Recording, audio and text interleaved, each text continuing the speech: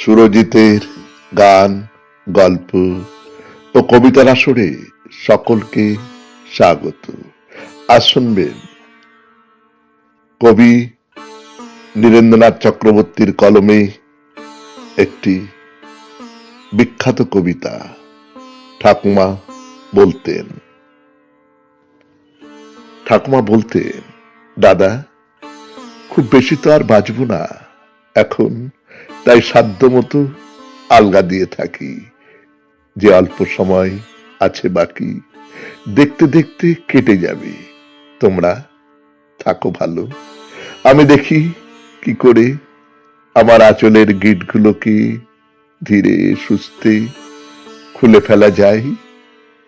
যখনই বলতেন, বড় নম্র একটা আলো ভেসে উঠত শান্ত দুটি অনচ্ছ চক্ষুর জানালায়।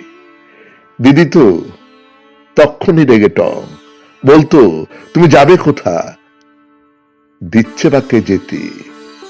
আমরা চাইছি গল্প শুনতে, আমরা চাইছি খেতে, নাড়ু বড়ি আম কাসুন্দি খেয়ে দিব্যি আছি। বুঝলে তো ঠাকুমা, তুমি বাজে কথা বাদ দিয়ে বরং গল্প বলো, কিংবা সেই বিখ্যাত লাউয়ের ঘন্টা রাধু মুগ ডাল ছড়িয়ে আমরা চারটি খেয়ে বাঁচি। মোট কথা, গেটগুলো তুমি শক্ত করে বাঁধো।